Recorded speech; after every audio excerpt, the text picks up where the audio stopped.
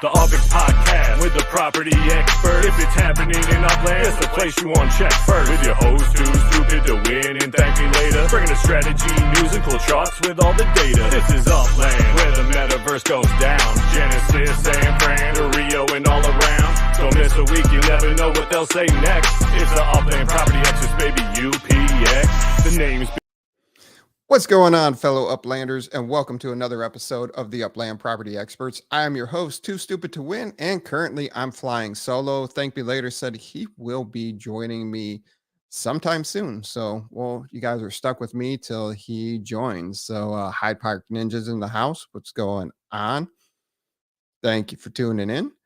And for this week's show, we have the secondary market. We had a fireside chat about the first vote in Upland. Once ThankMeLater gets here, we'll provide you our thoughts and our takeaways from it and our interpretations of it.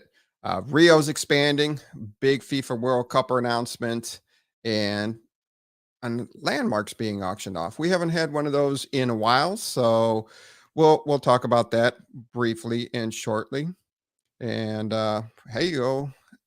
1111 NFT. We'll bring them on towards the end of the episode. They have a big launch going on, hopefully tomorrow. I didn't confirm pre-show, but we'll definitely check out what's going on there. JT, what's up? Throwing it back to the 90s commercials. Loving it.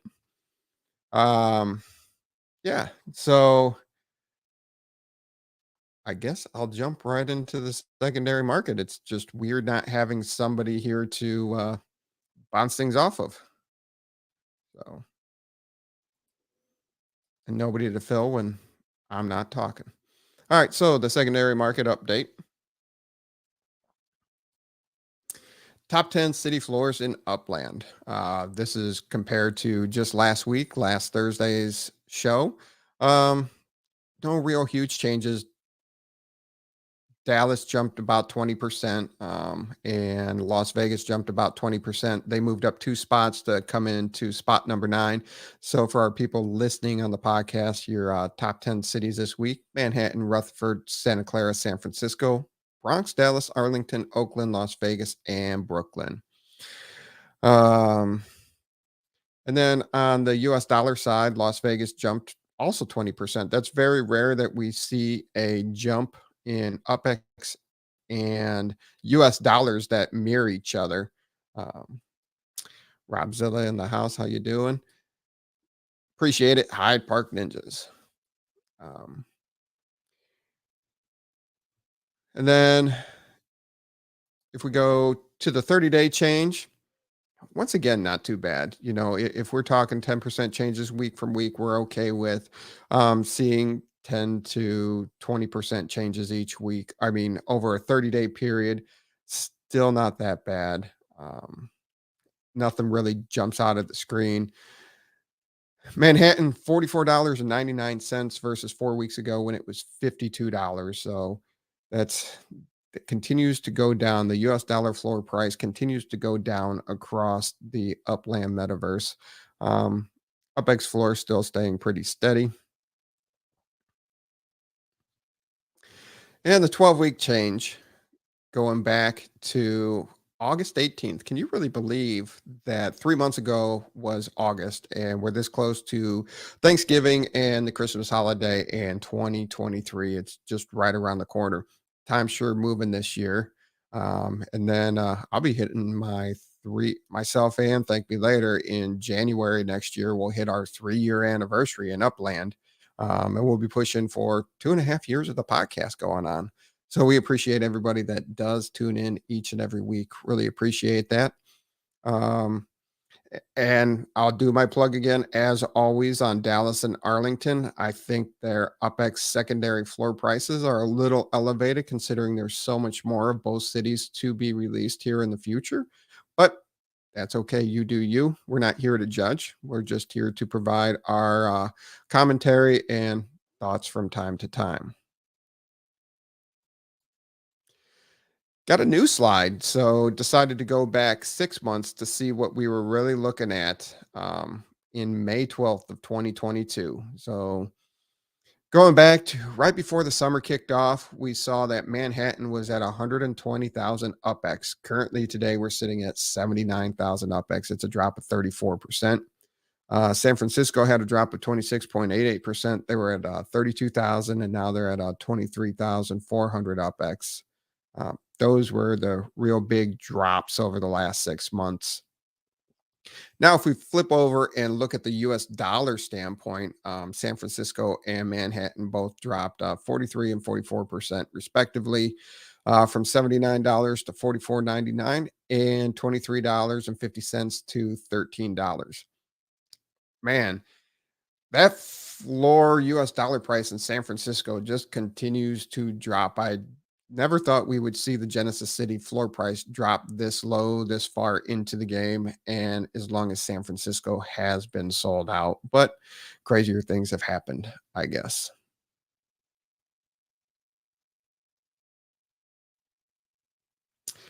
What's going on, KO?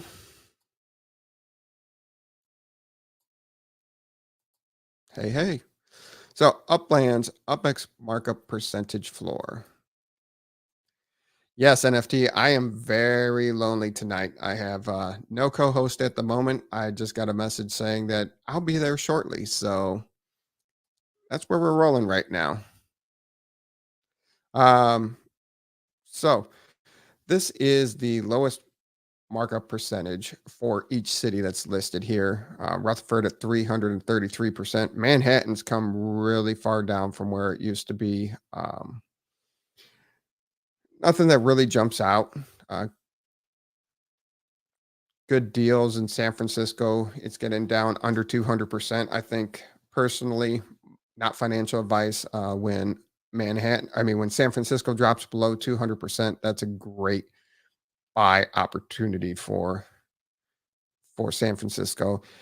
And I don't know my confidence in Manhattan. Once again, Manhattan is a small borough, but it was so high for so long. And every time we think we're going to find a bottom of that one, it just continues to slowly drop. So I still don't know where Manhattan's going to settle out. And I don't know if I would, I'm personally not buying into Manhattan right now unless there's a real good deal out there. And the cheapest property markup by city, Manhattan, even though it's coming down, it still has a 4,647% markup in in Manhattan for their floor on UpX. Rutherford still crazy, crazy 5,000%. Um, Santa Clara 1317. Oh, so it dropped since we put the slides together. That's just crazy. Um, Nothing really jumps out here. Dallas and Arlington, their UpX floor markup 349%, 403%. So they're even looking at the top 10 cities that we've been looking at here, they are still not the cheapest. Las Vegas is at 266%, the Bronx is at 246%. So they're not even the cheapest in the top 10. So just buyer be warned on the secondary market buying Dallas and Arlington. And I'll say that until I see things kind of fall back in line.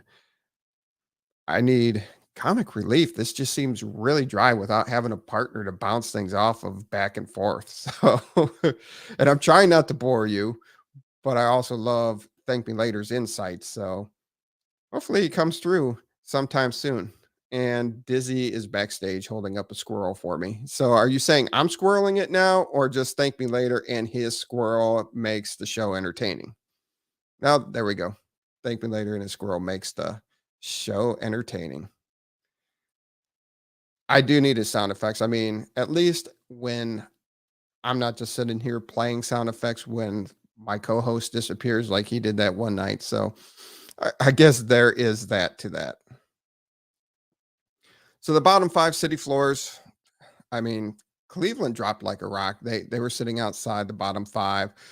Interesting to see that Chicago came out. of the bottom five. Los Angeles came out of the bottom five. Rio came out of the bottom five. So, other than Porto, this is a pretty new bottom five. And Detroit came out of the bottom five. I really got to look that up. Did Detroit really come out of the bottom five? That is absolutely crazy if that's true. And they jumped above 6,000, um, 6,000 UPX. So I used to do all the data for the slides and put them together. We did Justin's been doing it for us for a couple months now.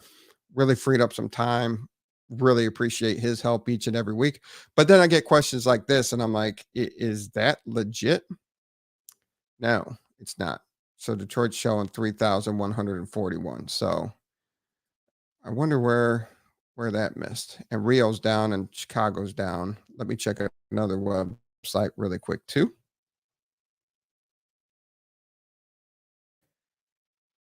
Um, Property search. There you go. Statistics. All right. And Detroit,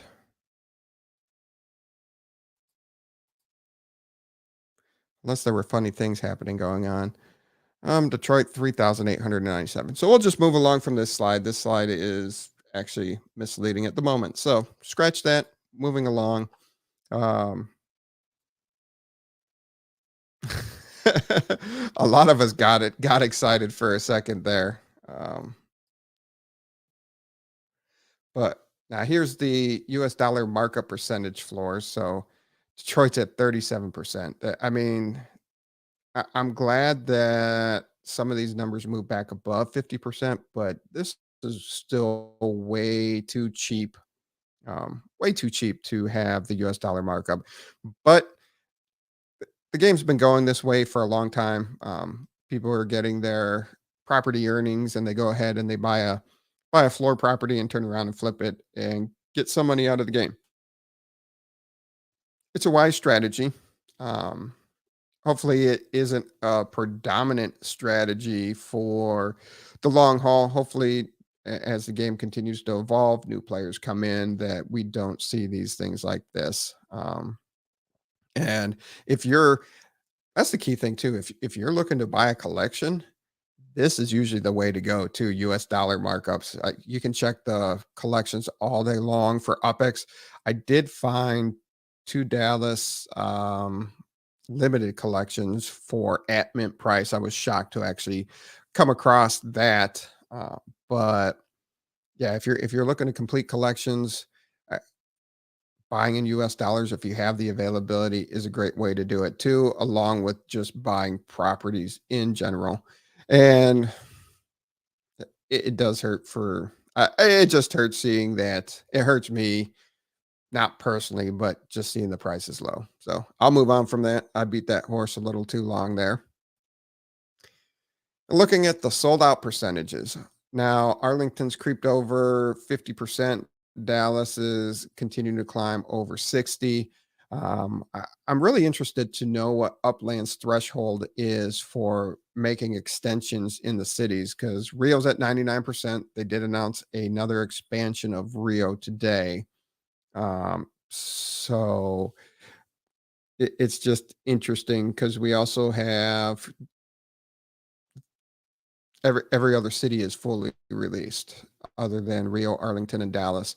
Um, so I'll make note of it as Arlington and Dallas have more cities released and see if it's at a certain sold out percentage or if it's a certain overall volume of available minted properties that are available, or maybe it's a combination of both. So we'll track these as these new releases continue to roll out.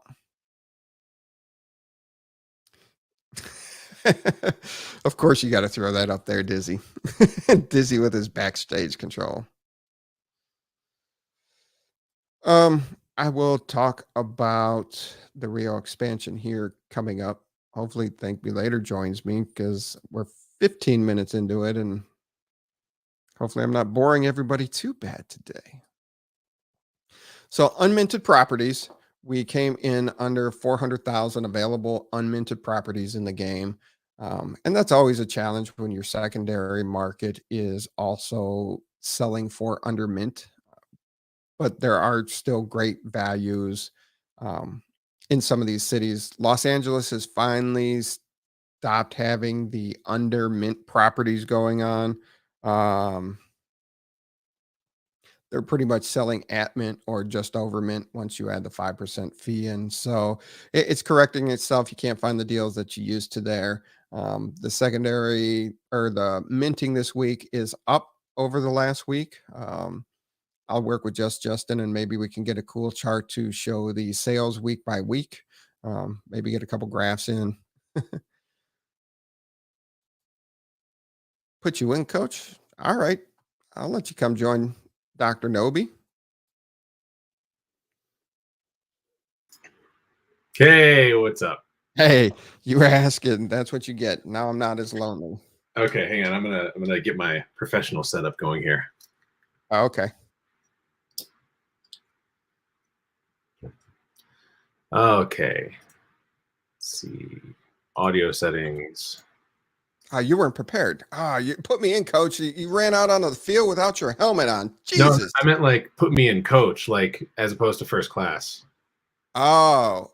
I did put the comment in there. You're right. Yeah, wow. And Does I sound better now? Is that the mic? You got? Yeah, you sound better now. Okay, cool. Okay. Yeah. Going in for TML. For now. For now. I'll provide the squirrelishness you need. Outstanding. Outstanding. Yeah. So, moonshine. Thanks, KO. All right. So I'll see if ThankMeLater shows up. I really want to break this one down with them. I do want your insights too there, Dr. Noby, but yeah, really like to see his insights there. So we'll move on a little bit. Hollywood Roosevelt Hotel, that's going up for auction. And the registration is currently going on now. You're going to need a nice big bankroll. It is the reverse auction style that Upland is pretty solid with doing with these. It's about a toss up between when they do the actual bidding auction and they do the reverse auction. And this one is a reverse one. And the starting price is 17,270,000 UPX. Yeah, whenever I see one of these, it's like, oh, cool. And then I move right on because there's no way I'm getting it. But I would like to. It'd be really cool. I used to live near the Roosevelt Hotel, actually. And it's definitely a landmark worth having if you're in the bracket to have it. Now, you live by it. Did you ever go visit it? I had I had lunch there a couple times. They have like a little restaurant in the front. But never stayed there. Never been in the actual hotel part of it. Okay. And this is actually right across the street from the Chinese theater, and that was sold in August. Now that would be pretty cool having landmarks. If the same person that got the Chinese theater got the Hollywood Roosevelt Hotel, having landmarks right across the street from each other, that'd be pretty cool. Pretty sweet, yeah. Yeah. And it can complete. And think about that. That fills your Hollywood Boulevard, or was Hollywood Boulevard a collection? I should have think so. Looked that up before. I believe it was, but yeah. Hollywood definitely, and Hollywood Boulevard. Yeah, because I have a Sunset collection. I don't think I have any Hollywood Boulevard because when the minting opened, I was all over Sunset. But I'm pretty sure that Hollywood Boulevard is one as well. It's been a minute since I reviewed the LA collections, but having something at 17 million UPX and having a boosted bonus on top of your normal property earnings, that would make a killing. Now, the people that can actually afford it, not as many. And it's just, as you said, a lot of people look at it and be like wishful thinking, like, man, if I would have hit that Powerball, definitely I would have been all over that. Yeah. But I'm moving on. I mean, if 1111 works out for me, maybe I'll be in the running here for these things. There you go. There you go. Oh, now that's also in the ultra rare scenes of LA. That could be a nice little bonus there. Yeah, that'd be sweet to have. Ooh, you see? Bought 3 exclusive props in LA for about 62% US dollars. That's great. Damn. 62% of a mint price is always good. I like it. So city expansion into Rio. Are you excited for the Rio expansion? I mean, again, it's kind of one of those things where, like, if I had a ton of UPX laying around, sure. But I'm just, especially again, I'm just going to keep mentioning 1111. With 1111, all this 1111 stuff, I'm just like, whatever is happening in Upland, cool. I'm like over here right now. But yeah, the Rio expansion, I'm not really familiar with Rio. I'm sure there's a lot of cool stuff, but I kind of feel like, you know, they already released. Did they release all of the coastline? Is there any coastline left, or what is this actually going to be? Do you know? No new collections are coming out. They've all been revealed. They are releasing in 6 neighborhoods. I can't pronounce them because I don't speak Portuguese. If we had Mixplick backstage, I'd bring them on to pronounce them properly for us. But they're releasing about 26,500 properties, and a quarter of that will be FSA. They're also going to have a new landmark coming out. So Okay. yeah, no new collections. Did they say what the landmark is? Have they released the Redeemer? It is the Cidade das Artes. Okay. Yeah, I don't speak Portuguese. and yes, TML is pretty good at it. We need him on here for that too. Yes, he butchers it a lot better. Looks like 4 of the neighborhoods are going to have coastlines that are being released. And then you have 2 kind of up off in the mountains. So yeah, so there is water property, and that always goes so fast. People flock to that and just buy that up so quickly, and they can flip it so easy. You can flip it so easily too. You know, usually you can make a nice little profit minting in a new city or a new release, but especially the water properties, people flock to that all the time. Yeah. I was lucky enough to grab one in Rio during the initial release, just a little tiny one.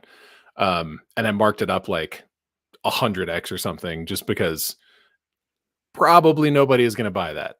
And I do want to hold on to it, but if somebody's willing to pay that, I'll take it, you know?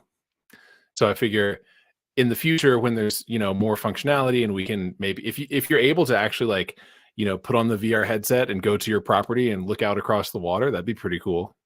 So absolutely. Who knows? Chilling on a Rio beach, just watching the waves crash. Yep. Always very nice. Man, we're flying through the episode without squirrels today. Oh, sorry. Let me talk about random stuff. Well, you have plugged 1111 a couple of times. That's true. All right. Now the big one. The big announcement this week is the FIFA World Cup.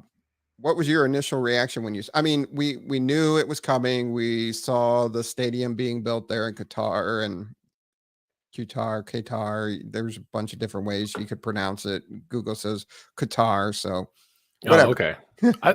I've heard Qatar, actually. Yeah, I've heard Qatar too. Which, of course, to us sounds weird because that's an English word, but yeah, I think it's Qatar. I don't know. Okay, we'll go with Qatar. Qatar sounds fun. So what was your reaction when they announced the FIFA World Cup with the trademark? They even put the TM in there in nice bold, so you know it was trademarked. Yeah. Well, my initial reaction was X, because I was trying to log into my thing and I was just like, get all this news out of my way. But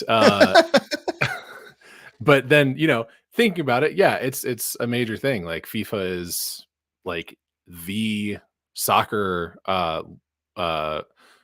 would it be a league organization? What am I trying to say?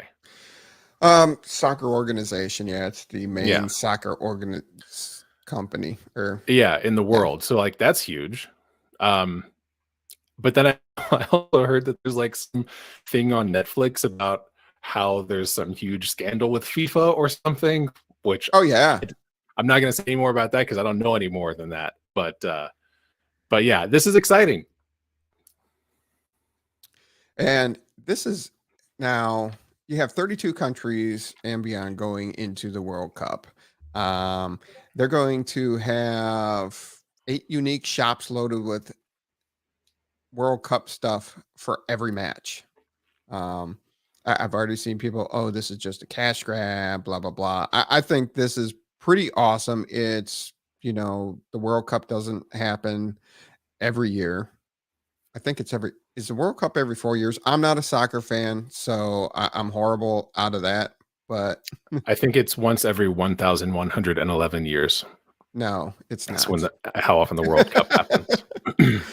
I think the World Cup's every 4 years. Our wonderful fans will let me know if I'm wrong. Yep, Dizzy got me with the 4, so I'm good.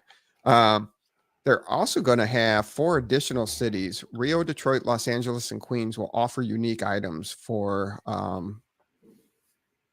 the World Cup experience.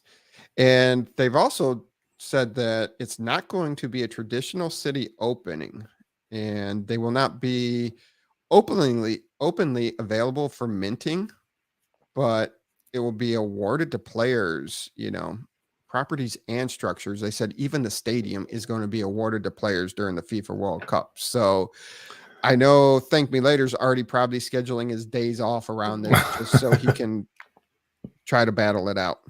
Yeah, and this is Qatar. Yes. That they're releasing. Cool. Yes. Where is that geographically? That's in that's like, is it near Saudi Arabia? Or am I just being ignorant?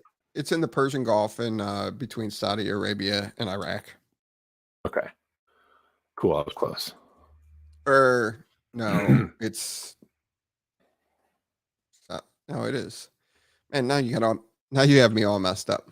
It is by Saudi Arabia. I know that for sure. Okay. I'm Google Mapsing it. Yes, it's like a skin tag on the edge of Saudi Arabia. That's what I thought. And Abu Dhabi's there. I get recruited for stuff there all the time and I turn it down. No offense, Cutter, for comparing you geographically to a skin tag. But that is what it looks like. Yes, it does. But yeah, it's right there on the edge of Saudi Arabia next to the United Arab Emirates. Yep. Cool. Yeah. So I'm going to be interested to see how they're going to start giving these things away, how they're going to give away these properties. Yeah. Is it going to be a full city release, or are they just giving away select properties, then the city releases later? There's got to be an airport, right? What's their plan? I don't know. I don't know. It's still kind of vague. And they said they went all out for the FIFA designs, giving everyone a great chance to own their colors for their country and favorite teams. So they're going to have block explorers for all 32 teams, country-based legits, outdoor decor, and official World Cup historical collectibles from previous tournaments. So it's just not the 2022 that they're going to have collectibles from. Luckily, ThankMeLater doesn't have kids, because I have a feeling once he hears collectibles, but I don't know where he sits with the FIFA World Cup type stuff, but it's collectibles. So he might go a little crazy there. I mean, they're offering block explorers. I think that's where he'll be. Yeah. Yep. He'll be there with the block explorers too. And they're doing spotlight legits. So it's video highlights of the moments in the World Cup match. So it's kind of like Top Shot of soccer. So we'll see how that goes. Interesting. Yeah. They said they're going to have more announcements soon, but there's going to be activities and challenges where you'll be completing collections, decorating properties, trading with other people, and once again, building fan scores. So if another great time to take advantage of stocking up on the legits once they're released. And I don't know if they're going to how they're going to run through all that, but they said they're going to have a bunch of different prizes available. The World Cup Village properties, unique cars. So there's cars. Unique cars. Yes. FIFA cars. I don't know if they're going to be skins or unique cars designed in the self, even more high-end luxury cars. So that really piqued my interest when they were talking about the cars. Digital memorabilia and the stadium. So, I mean, nobody's owned a stadium yet. So this will be a first. Yeah. Surprising, actually, that they're going to start, I guess. I mean, their deal with the NFLPA is what that is. And so I assume that the NFLPA is going to own all those stadiums. Right. Which actually would maybe be a little weird if they end up getting a deal with the NFL, because then I'm sure the NFL would want those stadiums. But either way, it seems odd to me that that just players are going to be owning the soccer stadiums. That's interesting.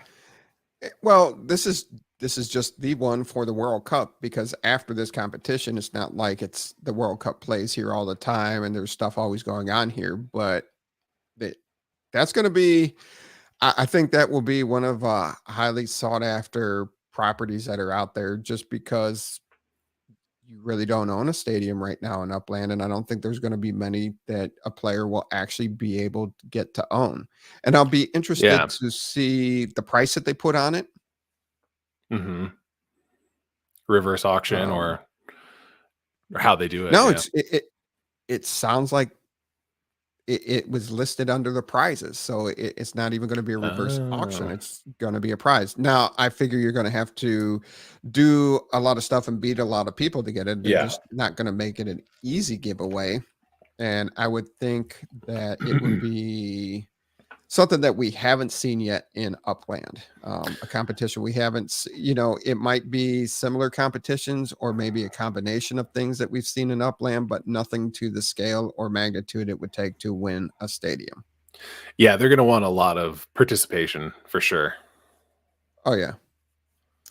And hopefully ThankMeLater is okay. That's very odd for him to be this late and nothing. This is a little strange. Does anybody have eyes on ThankMeLater? He texted me and told me that he was going to be a little late. Okay. But shortly is not 40 minutes later. Yeah. Well, we can. So you just have the voting proposal thing left. Well, we're going to finish this segment. We're going to talk about the voting proposal stuff, and then we are going to talk about 11/11. Cool. Yeah, because I was going to say we can start talking about the stuff that I wanted TML to be here for, because I'm interested in that too. Certainly, I won't have the same take that he will, but hopefully he'll pop in soon. Yeah, and the World Cup final is on December 18th, and they are going to announce the first ever capital city for the winning nation as a lasting legacy of the FIFA World Cup. So they're going to name a capital. They're going to have a first ever capital city. So that's going to be interesting itself. As a city release? I don't know. It just says we will announce the first capital city for the winning nation. So whoever wins the World Cup, they're going to release the capital of that country? I guess. I don't know. What is Upland doing? They're keeping us in the here. dark. They kept us in the dark on a lot of stuff for a while, but no, it's fine. Yeah, it's interesting. It's just they're branching out into all kinds of different tactics. Oh yeah. It's the multiple revenue streams. Never limit yourself to one. Yeah. All right. Let's see here. Stop sharing for a minute. Here we go. Well, we'll do this. Give them a couple more minutes. So okay, cool. Yay. Sound a little more enthusiastic. Yay. So is this going down tomorrow? Yes. So 11/11 will officially be launching tomorrow, November 11th, at 11:11 p.m. UTC, which is, is it 4 or 5 p.m.? I don't know. You guys can do the calculations. But so it'll be 5:11 p.m. Central, 4:11 Mountain, 3:11 Pacific, 6:11 Eastern. So if you're in the US, those are all of your possibilities of when to catch it. It'll be the very first round of artists in 11/11, hosted on Wax. I'm actually waiting until past midnight tonight to get it all created so that it says it was all created on 11/11. But I've been doing stuff on the test net, getting it all ready to go. Got submissions from the community, and those are going to be our first artists. And yeah, it'll be really cool. This is the beginning. So where do they go to buy this stuff tomorrow? So it will be launching on NFT Hive. But if you go to 1111nft.gallery, so that's what I was saying. Like I'm waiting until tonight to actually create it all, so that its creation date is 1111. But if you go to 1111nft.gallery, I will update the information there, and you'll be able to link to it from there. Okay. And can we buy in US dollars? I don't think so. I was thinking that it was going to be minted on Atomic Hub. You may still be able to do it. I'm actually not sure about that functionality with Atomic Hub, because initially we were going to mint on Atomic Hub, but it turns out that NFT Hive actually has the functionality that we need, whereas Atomic Hub is a little lacking in that regard, just because of specifically what I wanted it to, how I wanted it to function. So I'm not sure if you can buy stuff in USD on Atomic Hub that wasn't minted on Atomic Hub. But maybe, but mostly your best bet is going to be Wax.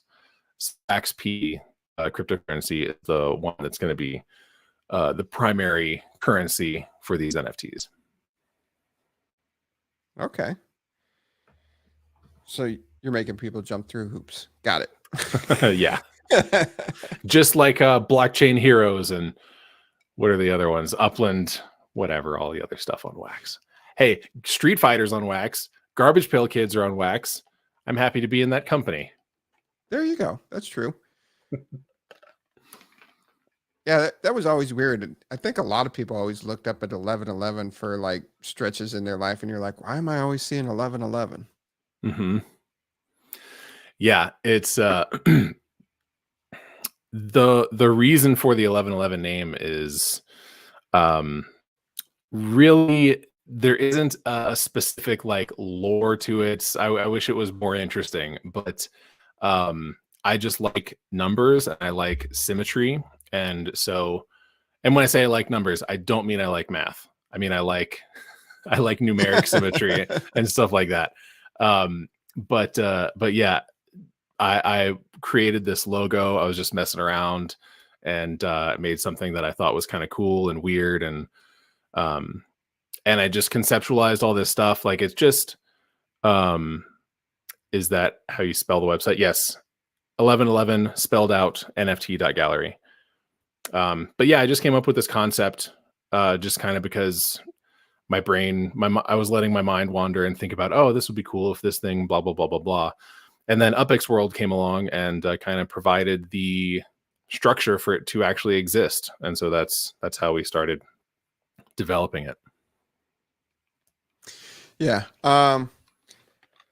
And this started, you started talking to us about this in a post show after one of the podcasts early this year or late last year.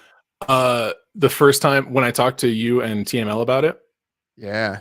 That was like a year and a half ago that I actually was it that long ago? Yeah, that I actually brought the idea to you guys because I was listening. It was right when Upland introduced MetaVentures, or at least the concept that there would be MetaVentures. That's right. And I had been thinking about this idea of NFTs and getting, creating a gallery kind of in the more traditional sense, because, there are galleries in the NFT space, which are like just showcasing other artists' NFTs that they have minted. But what's different about this is that the artists submit their art to 1111, and then 1111 is technically the creator on the blockchain, which a lot of artists kind of pull back from. And I understand that instinct. But we do it this way so that we can control all of the functions and the timing of the drops. And we are putting in, revenue splits and making sure that everybody gets cut in. And the artist gets 89% of any sale. So you can think about it like 1111 is kind of a unifying force for all of this art and all of these people to come see all of this art in this one singular place. So you're much more likely to see and want to buy that art. So a piece of art that might not get sold otherwise, if it's not getting seen, if that is 0%, or that is 100% of zero, and we're giving you 89% of whatever this sells for, the 80% is better. And the 11% for us is just so we can continue to, well, obviously get paid. We want to get paid, but we want to, be able to continue to facilitate this. And the NFTs are functional. They have utility in UPX world. So there's a revenue generating model there beyond just the initial sale. So it's different than just a regular gallery where you would go and look at different artists and then go buy their art. But you will be, as an artist, definitely credited, and all the fingers pointing towards your other work so that people can go buy your other stuff as well. So we're not trying to take all your money or anything, or like own your life. We just want to own these pieces so that we can sell them, split the revenue, and keep the system going. That sounds good. Oh, hold on. Got a question. Hey, Yes. 1111. Our artist only submitted one piece to you. Does she have to submit another? She didn't know you had to submit two. It's okay. I was going to address that, not on here, but since you asked, yeah, I got the same piece twice, but right now we're only doing the array pieces, which is the first step, and then the next step doesn't happen until the 11th of December. So technically there's that much time to get the next piece in. Of course, the sooner the better, just so that we have it. Yeah. Now, so basically you are a art gallery in the metaverse with a twist. Yes. With a bunch of twists all revolving around the number 11. There you go. It's pretty cool. And, sitting back from the first phone calls, talking after, and I think ThankMeLater dropped off, and it was just you and I talking about it, and set up a meeting with ThankMeLater to further discuss. And Yeah, it kind of went from there. Then it kind of went dormant. And then I'm glad to see it finally, your vision starting to take shape. And yeah, really glad that we could have been a part of this, helping you get here and making this vision happen. And definitely excited to see all the art pieces tomorrow as they drop, and to see, just to see what's going on on the first drop. So excited for that. Yeah, thanks. Me too. I'm definitely excited because I'm an artist. My background is in art, and when I first came to you guys, that was why. It was because I'm a makeup effects artist. I lived in LA for a long time. Like I said, I used to live near the Roosevelt in Hollywood, and I have a lot of friends in that industry. I know a lot of really great artists. And, then I got into Upland and started meeting you guys. And I kind of I was like, I feel like one really cool thing about this space is that there's so many different diverse backgrounds of, like, with the Hyde Park Ninjas, you have guys with martial arts backgrounds, and, with the Upland Racing League, I actually don't know his background specifically, but he likes racing. And I have an art background, and so, like, I feel like I can bring this in, to this space. And when I first contacted you guys, I was like, yeah, I know all these artists. I can bring in the art stuff. Turns out it's a lot more difficult to get those kinds of artists into this space, just because they work with clay and paint and glue, and a lot of them don't like NFTs, probably because they don't completely understand it. So I'm kind of redirecting my tactic to be like, all right, let me talk to people who are kind of already in the space, and I can still bring my knowledge.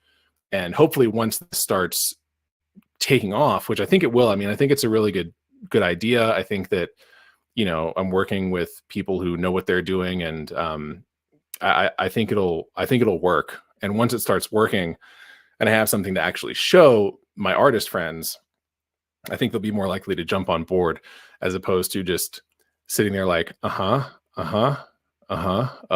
okay, for like an hour while I explain in great detail how NFTs work and what layer 2 is. So, yeah, I think it'll be a really cool thing. Wasting, Dizzy Disky says, wasting that 6'7" frame though, not putting that height advantage to work, hanging NFTs in a virtual art gallery. Go grab a basketball. Yeah, thanks. Never heard that one before. Well, I guess not exactly like that. But yeah, I am 6'7" for anyone who doesn't know and is interested. And the basketball coach was always after me in high school. Actually, not always. I think it only took one time where I was like, no, not interested. And he was like, okay. Definitely more of an art guy here. But I did get invited over to a girl's house to help her hang some posters. And I told my sister about this. And since then, the joke has been when she doesn't want me to have sex with a girl, she says, no poster hanging. Okay. Yeah. So, yeah. So there's that. Right. Yes, I am really that tall. There's the squirrel. Thanks. Mm-hmm. You got There's the squirrel. Got it. No, that's, yeah. Super excited for that. Lost my train of thought on that. Oh, yeah, that's where I was going. So I think this first round, the success that you have off the first round, your other artist friends will see what's going on. And then, you might not be the December launch, but, as you continue to grow the 11/11, hopefully you get more and more people that are bringing some cool stuff to the community. And then it will be great to integrate it into Upland one day. Yeah, for sure. And, this is always the case where at the very beginning, this is one reason why I'm not really discouraged. Like it's been a year and a half getting to this point, and I do have crazy ideas all the time. Like I think of all these cool things that would be great. Like if I had millions of dollars, I would be a quintessential eccentric millionaire because I would be doing all kinds of crazy stuff. But I had this crazy 11/11 idea, and doing this now, it's like it's hard. It's difficult to get all these pieces moving and get all these people together and make everybody believe in it and like call in favors and explain stuff. Hey, he's here. When are you when are you calling in these favors? Calling in favors from artist friends of mine to submit to 11/11 is what I'm saying. Oh. But yeah, so what I'm saying is that, for these people at the very beginning who understand it and believe in it, I think there's going to be a significant reward down the line, because those are the ones that any time, Superman #1, when it was printed, nobody was thinking this is going to be the biggest thing in the world. But then when it was the biggest thing in the world, now that's an extremely valuable comic. So it's like that's kind of how I'm looking at it right now. So get in now. I think you'll be happy you did. And I like Monopoly Mike's suggestion. Get with Hyde Park Ninjas and the Wu-Tang Clan and do the 11 Deadly Venoms. That would be awesome. Interesting. Get into that. All right. Well, should I dip out and then leave it to you two? Sure. Wait, no. Did you pitch 11/11 enough? Yes. Actually, give me like 30 more minutes. Just kidding. I'm gonna hop out. All right. 11/11 NFT.gallery. See you guys. Thanks, Dr. Noby. Good luck tomorrow. Thank you. Did you see Dizzy doing a little striptease in the what up? He's showing you your squirrels. Yeah. Oh, what? What is that? A squirrel. What's with a nut. Oh God. Oh my gosh. I love that he brought props for the backstage to troll us now. The chat wasn't enough that he now uses props backstage to troll us. Yeah, no, I was like, and the thing was, it literally made me I fell for it. I'm like, squirrel? What's a squirrel? That's a really cool squirrel. Are you submitting that to 11/11? What is the squirrel for? Oh, squirrel. Oof. Yeah. Yes, sir. What up, Hyde Park Ninjas? What up? All right. So we got through the whole show, and I came back to the town hall because I really wanted to get your thoughts, my thoughts, and talk about, there was a fireside chat, and then they had the town hall announcement, the town hall meeting. And in one way, some of the things I did want to highlight, and before I get your thoughts, is, everybody they always refer Upland to, it's like monopoly on the blockchain. All right. So the whole town hall was around the vote about how Upland is going to mint UpX, because they were always going to mint UpX. They haven't minted much UpX, but the process that they were doing it, how they were doing it, they came up with something different than their original proposal in the white paper, and they're going to put the community up for a vote. So I was trying to think of a way to kind of relate it. And I also don't want a Monday morning quarterback their decisions when creating Upland, creating the white paper, because they started out with 50 billion UpX in the Upland pool, and they started with 50 billion UpX in the community pool. Maybe they shouldn't have done so much, but they weren't really sure the response that they were going to get. So, it made sense to split it at the time.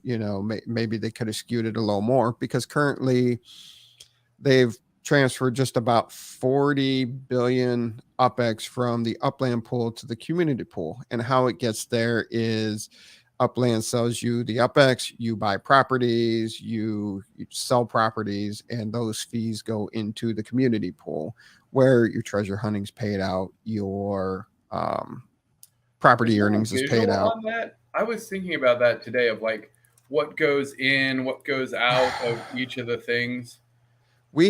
We had it on one of the episodes, and I just didn't have time tonight to pull that one up. Yeah. And so then I started thinking about it and trying to relate it to Monopoly. Okay. So they created Upland, and instead of just having a banker, they said that they were going to have a banker and have a secondary collection pot. I wouldn't call it free parking, because somebody wins free parking, but do you win free parking rules? Oh, wait. No. Some people do. Some people do. No. So no. Obviously, sorry. Free parking always. But do you play put 500 in to free parking? Like you started off big, or do you just put all the fees into free parking? Depends on who I play with. Gotcha. And I've also played Monopoly for money too, so, which is interesting. You buy in to get your initial spread of money, and then properties actually cost you so much, and you tally it up and you pay people out at the end. It was actually kind of fun. Yeah. Yeah. So here is what goes in. There we go. And what goes out. Oh, you didn't make this. I didn't make this. This is straight from their white paper. Oh yeah. Wait, but where's the other pool though? Is there another picture? Because I've seen that, but what I want to see is the relationship between where's the other pool? So this is the UpX pool. The initial pool? Yep. So is that when they say their operator pool? Is that what that means? So this is the operator pool. So in their white paper. Okay. So literally that's it. It's just the monthly minting. Wait. I thought monthly minting went to the community pool. That's what they said. So in the white paper, it was designed that they were going to have monthly minting per active user to the UpX pool, to the Upland pool, and also the community pool. Okay. That's the way it was originally designed. Okay. And the Upland pool is just for selling fiat to players. And then, and okay. I think there's a misconception about the community pool, because some players were feeling that the community owned the community pool and they had control over it, and it was the community's money or community's UPX. Yeah. And that's not actually the case. And I get what Upland was trying to do by naming it the community pool, because it was about building the community in the early days of Upland. It was a pretty close knit. It's what funds the community pool. Yeah. Right. And it's what funds things. And some people have taken that as, well, it's supposed to be decentralized and we're supposed to have control over it. And, we're going to jack up the property earnings to 25%, whatever the case may be. So I think naming this, which is insane to me, by the way. I can't stand when people are like, well, what if they tank the game? You know that they can do that right now, right? Like, that at any point, one of the execs could be like, let's do something ridiculous and crash this economy. Like, it's insane to me that people are like, oh, but what if they do something like that? It's their game. Like, yes, they could do whatever they want. They're trying to include us, and they're saying, hey, down the line, this is going to help you be more decentralized, because whoever controls the community pool, which is the only place that UPX can be minted, also controls who and how the operator gets paid. So once that's out of Upland's hands, the community pool owner gets to decide how to fund Upland as an operator. Now, they want to put things in place that ensure that in that event, they have a foundation to say, well, as an operator, this is how it would look like to support me. And so when it gets taken over, then it's at least there's a baseline to then hand it over without it immediately falling apart. Because if the person that gets the operator of the community fund just goes, okay, I'm going to take 6 months, a year to figure out everything is before we make any drastic cuts, and doesn't come in like Elon Musk and just bipolar the entire organization into the ground, like, then, it's going to be fine. You should trust the people that have built this for the purpose. Yeah. And people don't like having their cheese oozing it. You're right. And that's the thing. They could stay to the white paper and they could mint to both the Upland pool and the UPX pool, but the Upland pool and the community pool, but the community pool is going to continue to swell, and just continue to build. But this gives them the ability without creating more UPX. And, people were talking about, well, what are they giving the community pool in return from taking the UPX? But, it's just like, you get your money in Monopoly, you pay for a property, it goes back to the bank. But here it went to the community pool, and sooner or later the bank reissues the money back out. It's just a circulation. No. But the community is right in a sense.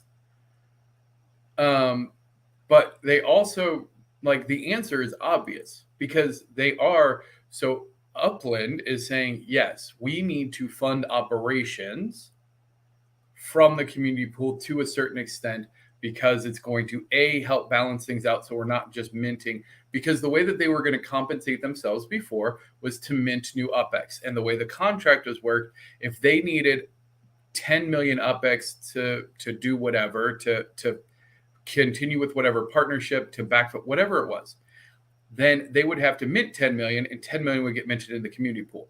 And that would cause an immense amount of inflation. And then they would have to figure out a way to drain it out of there. They came up with a rather clever solution that the community pool, instead of doing that, would fund the operator costs. So yes, it is different. And what are you getting for it? You're getting a game operator. You're getting their development resources. You can debate on whether or not you like their marketing and their development. That's a whole different conversation. And the way you vote with that is with your money. So like, I don't know, why people don't like. It's kind of frustrating, because I feel like even from like the Upland perspective, they like threw out a softball. I don't know I'm curious before they did the pitch, like if they were expecting everyone to be like, oh, that's really cool, or if they were expecting the kind of response that they got. I have no idea, because it made sense to me. And so like, it's hard for me to hear people that are so like gung ho. And I do feel like it's a lot of the same people who always want to find fault with Upland somewhere. No matter what they do, they're gonna be like they're not trying to screw you. You're their customer, you're the player base, you're the entire reason this game exists. Why would they try, like, and I get it, especially in the Web3 space, every single project that I've been a part of outside of Upland has tried to take advantage of its users more than once, or been very liberal with how they do things to benefit themselves as an organization, not caring about the community or the economy of their project. So I get it. I get the apprehension. I don't necessarily get it on this because it seems pretty straightforward to me. And here's the thing that's kind of go along with this. Still not sure why they decided to put out a fair vote in the first place. How many, usually in a game, they just roll out the update and it is what it is. And you have people pissed off and they move on. And that, I mean, it's still true. We're going on. So Upland's 3 years old, we're going on to 3 years of beta, 3 years of open beta here in January. And yes, Upland's grown, and Dirk and Edon are not as involved on Discord and all that because they're running a multi-million-dollar company, but they're still taking the time to, come on shows like ours, do these fireside chats, do these town halls. And what other game do you get that with? You don't. You don't. And so, it's kind of weird. I mean, it's very important that they put it up for vote because they do believe in a decentralized, I'm not even necessarily that I agree with it, because I'm probably more with you, Too Stupid. Like, I want it central. I want this. Like, I don't want, what'd you say? A Monday armchair quarterback? Monday morning quarterback, armchair quarterback. Yeah, like I want Dirk and Edon. They're the pros. This is their vision. I don't want anybody else messing it up. But it's scary because their vision is for it to be self-sustaining and self-governed and decentralized. And I think that they would like to pull back and essentially just be the service provider for this self-running, self-managing ecosystem. So it's kind of like when a gardener's putting together one of those biodomes, right? Like, there's a lot of care to get everything in place and the right humidity and the balance. But at the end of the day, their goal is to seal it up and have it be self-sustaining. And that's really scary because we're in that biodome like, wait, how do we do this? We can't manage ourselves. You water us every day. What if you don't water us? How's that going to work? And they're like, no, you'll have your own little ecosystem. You'll all take care of yourself. And it's just, that's really hard for people. And so I get it. Trust me, I'm one of those people. So I don't know. It's an attempt to transparency. I mean, yeah, that's true. Yeah. So it's not, I don't see it as big as a deal. And some people just came into the town hall with their own agenda and just tried to bait and, I trapped you. No questions. I'm gonna take that. Sorry, I don't know if they listen. I don't even know. I gotta be careful. I don't care. So some people had their own agenda and they were just trying and prove that they were smarter than people that created the game. In my opinion, it was very frustrating. Like, to me, that one in particular, who was clearly trying to paint them into a corner to get a very specific set of yes nos to trap them. I think the team handled it very well and very professionally. I would have hung up on them after the first, these are yes or no. I would have been like, and next caller, because he, in my opinion, was very disrespectful. I'm like, the Upland team did a fantastic job handling it, in my opinion. They were very calm, and they were way more calm and patient than I would have been with him. We were all texting. Me, Too Stupid, Dizzy are on a text chain, and I was losing my mind. Like, yeah. Melandros was the most professional. I don't know who Melandros was. Yeah, he was pretty they were pretty professional with their questioning and just their interaction. Yeah. Yeah. So anyway, yeah.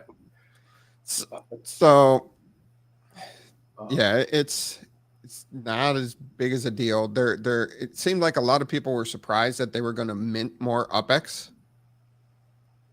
Yeah. And that they were wanting something back in the community pool. And of course, and then everybody's concerns were, what about our property earnings? And what if it gets too low? And like they said in the article, they said it multiple times. And that was the other frustrating thing about the town hall. Some people had their hand raised for a very long time, and then they came on and then they just asked the same question in a different way that was already asked. And I'm like, there were other questions. There were people that didn't get a chance to ask questions or provide their comments because people felt that they needed to ask the same question just in a different way. Right. Yeah. No, it was. It was. Yeah, but again, it was good. They were like, it wasn't seeded questions or anything. Well, it wasn't the dev team. They were attacking Edon and Dirk. Yeah. That was the thing. Is it wasn't like, because I'm okay with critiquing like, hey, where are you on this development and where are features that we want? But like attacking the economy, like they have done a great job of being stewards of this economy. So yeah, exactly. So that was my big beef. So if they mint more UPX, property prices will not go up. It's still based off of the ratio that they determine for each city. And you still have the exchange rate of $1 to 1,000 UPX. As your user base grows in the demand for more UPX. I mean, they were technically by their white paper supposed to be minting UPX since they started, but they haven't done that. Just trying to watch how the economy's developed, how it grows, how it interacts, and all the nuances of it. So they will mint more UPX, and it's not going to impact the price of new city minting. They're going to use the same formula as always. Yeah. Yeah, that's true. You are correct. They don't control the secondary market pricing. We saw the bubble in Manhattan, and you missed it earlier. We had a new slide. We have a new slide. We had a new slide. Well, Yeah, hey, just because I know we're running long, and that's like 99% my fault. So I do want to make it up.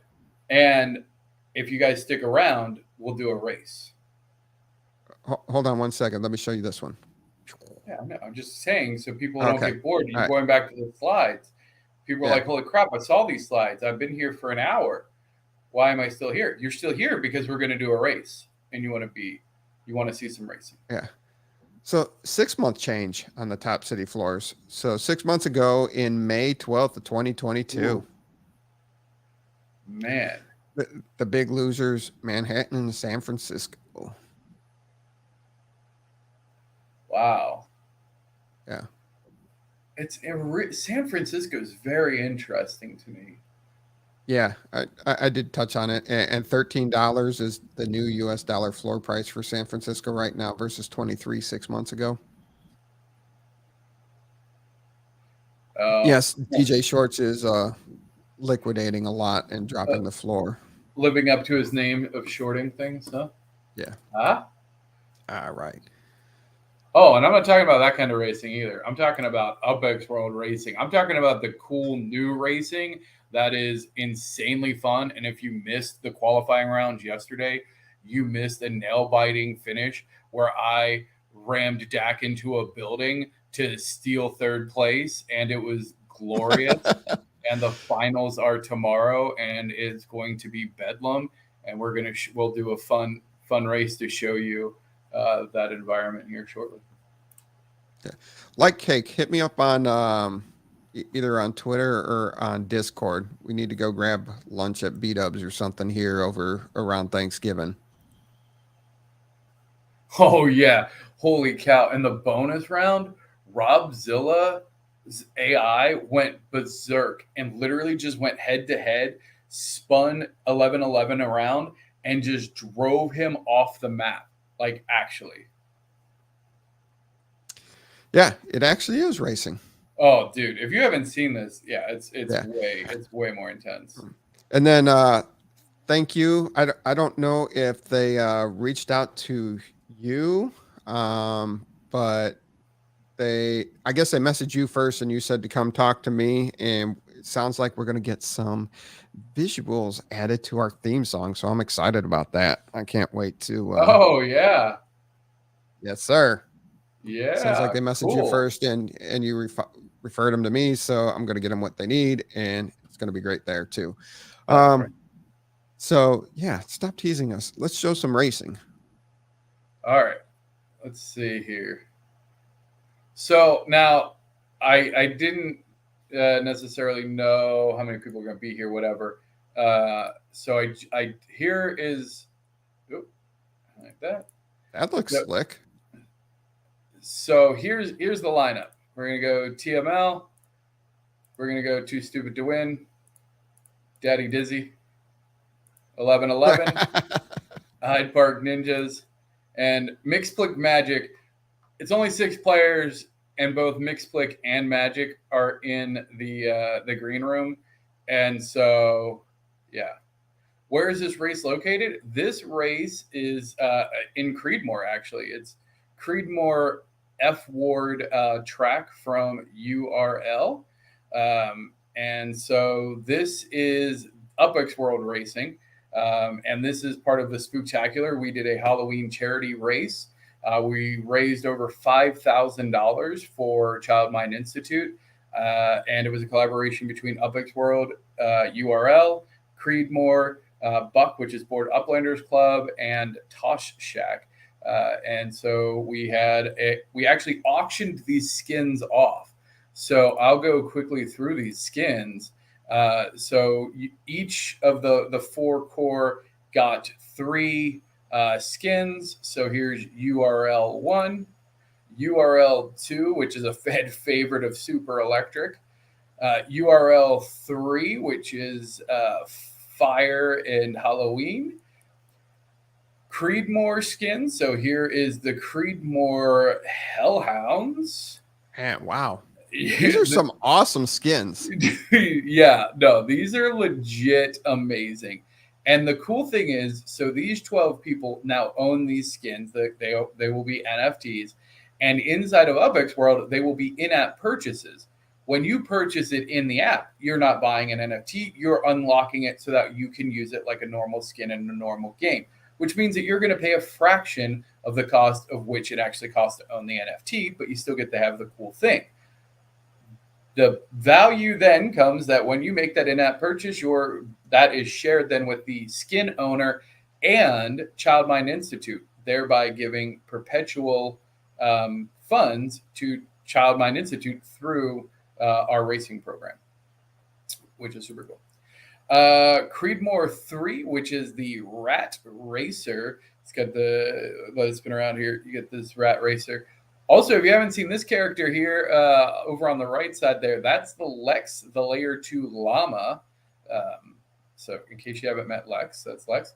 Now into the UPX World skins, obviously, kind of probably my favorite. Here we have UPX World Skin 1 with our Twitch logo. UPX World Skin 2. You know I had to do it. I had to do it in the blue and black, an homage to the Genesis. So these are all based off of the Series 1R race cars. The nice thing about the UPX World Racing and the arcade version that we're bringing is you don't have to own these cars in Layer 1 to be able to race in our arcade version. The stakes will be much lower. It'll be much more casual and fun. This is the equivalent of, owning the car is like being in NASCAR, and playing this would be like playing an EA Sports racing game. Then our UPX World Skin 3 is a special edition dedicated to the Hyde Park Ninjas, who actually bid and won on 2 out of the 12 available skins. So much appreciation to them. And their game is coming along. Great characters. It's going to be a really fun adventure. Buck Skin. This is Buck Skin 1, which is actually the one that I won, which is cool. It's a candy skull and diamonds look. Buckskin number 2. This is the golden buck with the classic shades and pumpkins. And buckskin number 3 in a absolutely, I think it almost like looks like a tattoo art. Very cool gray and black with the red eye illumination. So there you go. Let's go ahead and get started here. So here we go. We got the lineup here: TML, Too Stupid, Daddy Dizzy, 1111, Hyde Park Ninjas, and Mixplick Magic. Here is our collaboration for the Child Mind Institute between Creedmoor and UPX World and URL and Tosh Shack and Board Uplanders Club.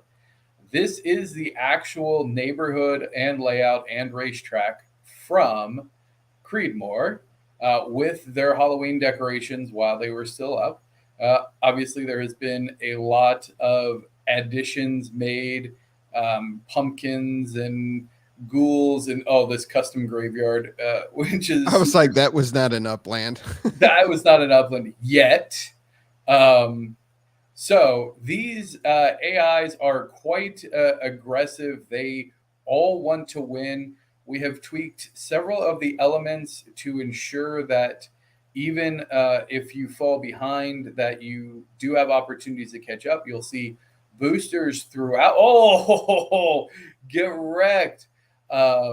You'll see boosters throughout. And what those do is to serve to help balance out a scenario like this guy who's out further ahead. He went over. He's not going to get any boost. Now, if we go back to say these guys, there was a little flying X-Lander.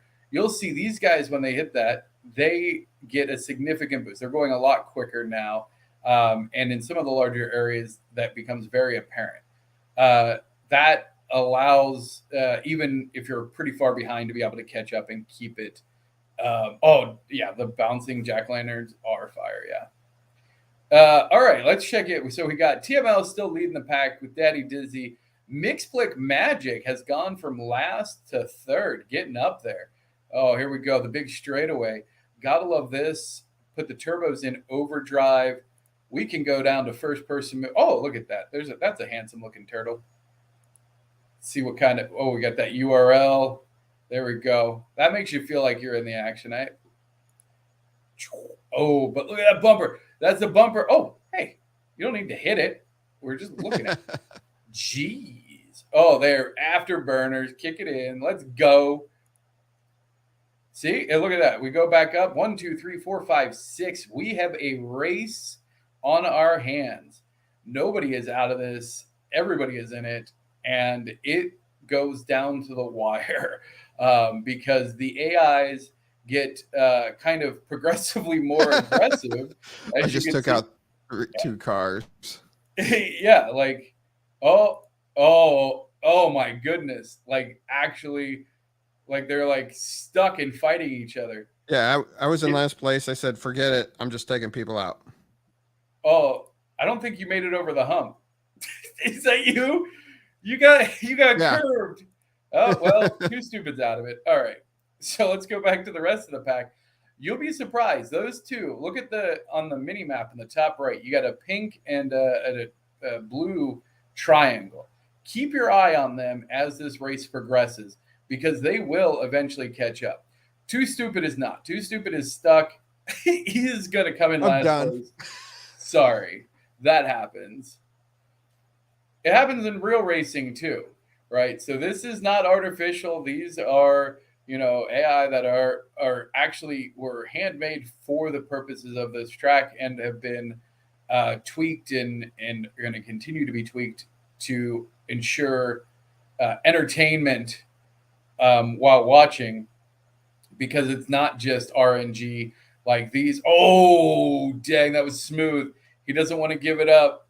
Oh, they're fighting. These AIs really, and you start to get kind of attached. You kind of get started. Oh, come on. Like, I get attached to some of the AIs because you'll see them in different races behaving slightly differently.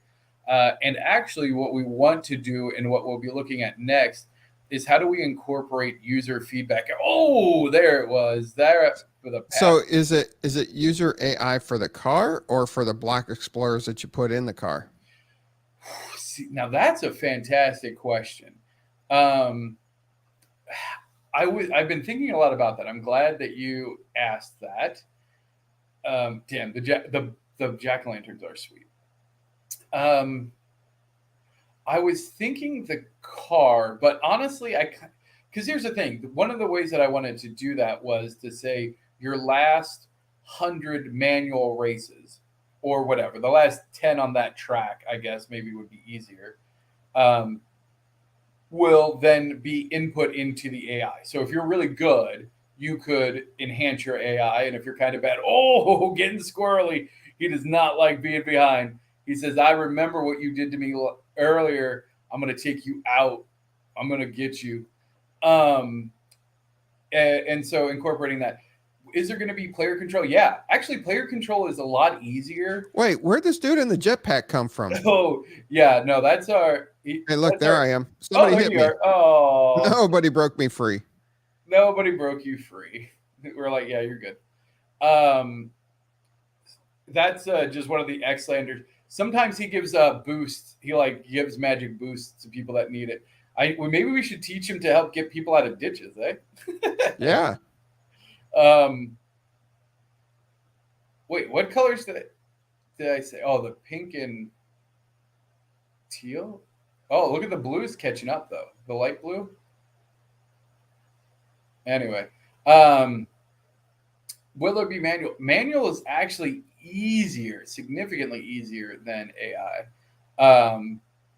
There are, I'm sure, reasons why Upland doesn't have manual. We'll definitely have manual. All of this game can be played manually. All you have to do is go turn the AI off, and it hooks up to standard controls. Like, you can play this today if we modified it. I guess when we modify it. So when? Yeah. So, I mean, we still need to work out the details on what exactly the Upland racing experience is going to look like, what our collaboration with URL is going to look like to bring the arcade version of kind of the layer 2 fun and the arcade style to their tracks. But I want to try and package this even with some different stuff just to get it in people's hands and let them have fun with it, because I think it's fun. It's fun to watch, honestly. It's very entertaining. I like running contests on it. It's every time I watch it too, I notice different things, and like there's a skeleton dancing on one of the roofs. And it's just like, yeah, there's like little things that the developers, they love Easter eggs, and they're highly encouraged to embed Easter eggs. Oh, like that witch silhouette in the background. Like there's all kinds of like spooky things like just throughout. But how much did you pay him to always tweak your car to like blow everybody out of the water? I wish. I mean, look at how far ahead you are. You're about to start lapping people. This is very unusual. This is actually one of the... Oh, am I the red? That's very odd. No, you're the star. No, I'm not the star. Who's the star? The star is the Xlander. Oh. I think I got turned around because I'm really slow right now. I'm about to get past. Somebody knocked me free. Oh, yeah. Maybe I was trying to... Wait, are you free? I'm free. Hell, oh, dude, I think I must have hit you. Is that what happened? Somebody knocked me free. But it doesn't matter. The race is over. Aren't turtles supposed to be slow? It's called Tortoise in the Hare. Look it up. There we go. There's our final standings. TML finishes on top. 11-11 gets in that second spot. Daddy Dizzy rounding out top 3. Then we got Mixed Flick Magic, Hyde Park Ninjas, and Too Stupid to Win, which had an unfortunate showing. watch out for the zombies. They will get you. That's pretty cool. Yeah. So then, and I mean, all the details, honestly, like I see the stream and I can tell you, like when you're playing it, the graphics are 100 times sharper and brighter than what is appearing on the stream. It is incredible to watch, like on your actual PC. So I do want to get this in the hands of people. We are working on a lot of different pieces for UPX World. Obviously, this was a incredibly focused effort to get this done. We actually built this in a month, from inception to racing. The team did an amazing job. We took the specifications directly from URL. What did you want? We want a spooky track for Creedmoor at dusk. Here's the specifications. Here's the track and layout. And the team was able to build the track, replicate the houses and the decorations, create the AI, create the car skins in the car, and add the extra decorations. All these little interfaces too. People don't understand how much little things, and even like tracking. It's very fascinating. One day I'll go into the more technicals of like, you would think just knowing who's in what place is easy, but the game doesn't have any concept of that. You started with a flat piece of nothing and you put moving objects on it. It doesn't know that it's a race game. So you have to program hundreds of nodes that are being essentially surveyed every second, that's then updating and saying, okay, what node are you at? And you have to number them so that way you know who's farther on the track based on their location. It's an insane process, and it's very cool and takes a lot of skilled work. And shout out to the dev team who's been working day or night on it. No, that's awesome. Can't wait. Oh, here you go. VIX get a demo. I have thought about that heavily. Yes, I do think that I want to offer VIX. The VIX members will certainly get something before everybody, one way or another. So, yeah. Awesome. Thanks for sharing that. Yeah. Glad you were able to join us, share your thoughts on the town hall that was had, and hopefully the vote soon. And did you guys talk about? Oh, we don't want to talk. No, because the Upland team list is gone. I'm happy with the FIFA thing. Yay. we figured you'd be all over the block explorers and then the collectibles. I mean, I am the collectibles. It's very interesting. I'm very curious to see how it plays out. I jokingly say that I don't know. I'm not a sports person, as everybody knows. Even though I am crushing you at fantasy, like I hope you updated people on your poor performance there as well. It's about as good as your racing. Yeah, I have buys. Yeah. In college, that's okay. Grow up. So I forgot what I was saying. I just happened to like turn on Netflix, and Netflix has this documentary called FIFA Uncovered. To be fair, oh yeah, I've only watched like the first episode, and it was pretty like interesting to say the least. And then I was like, wait, FIFA. Upland just closed a big deal with FIFA. Oh no. There's been a lot of scandal with FIFA over the years. So yeah, I think I kind of knew, but it doesn't really impact me at all. So it was kind of one of those things that's just like, oh, that's really unfortunate, and I hope that it gets sorted, which I'm assuming it has. I have no idea, but it's interesting. They cleaned it up. I mean, I don't know. I have no idea. I got to watch more of it and I'll let you know.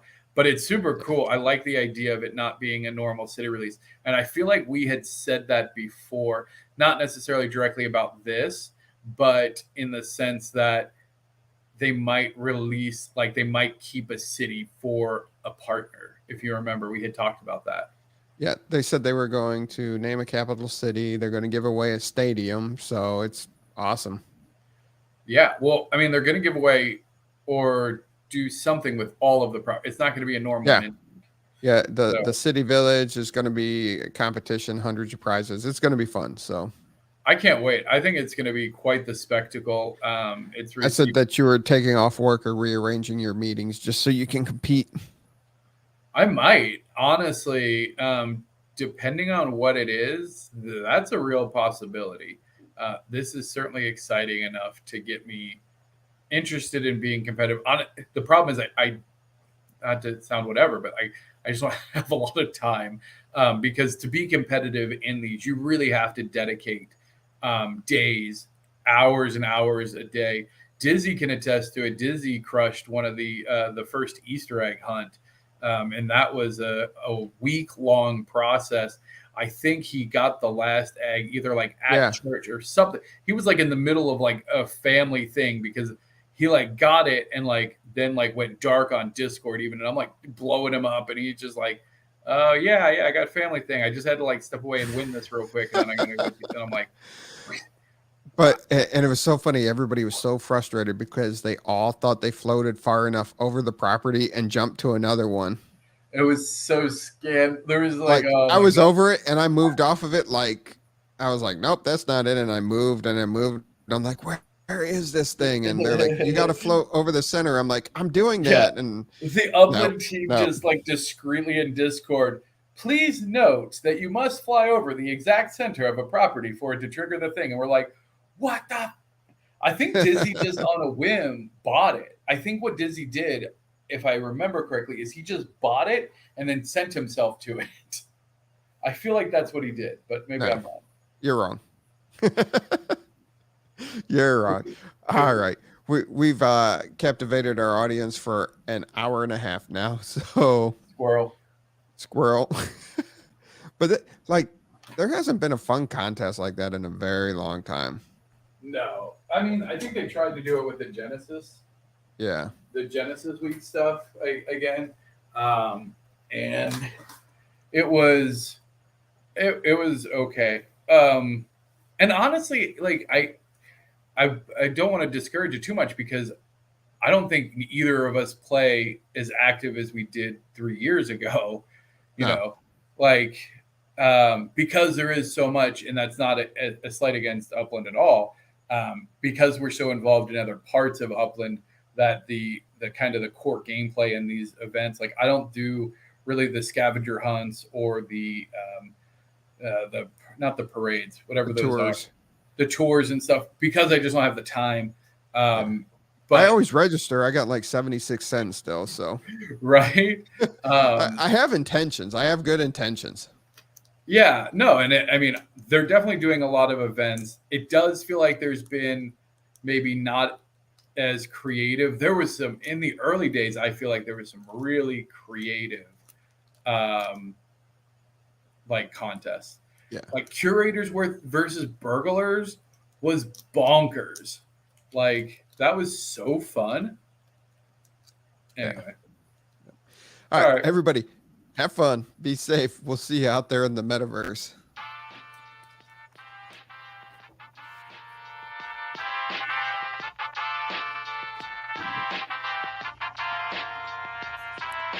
The UPX Podcast with the property expert. If it's happening in Upland, it's the place you want to check first. With your host who's stupid to win and thank me later. Bringing the strategy, news, and cool charts with all the data. This is Upland, where the metaverse goes down. Genesis, San Fran, to Rio, and all around. Don't miss a week, you never know what they'll say next. It's the Upland property experts, baby, UPX.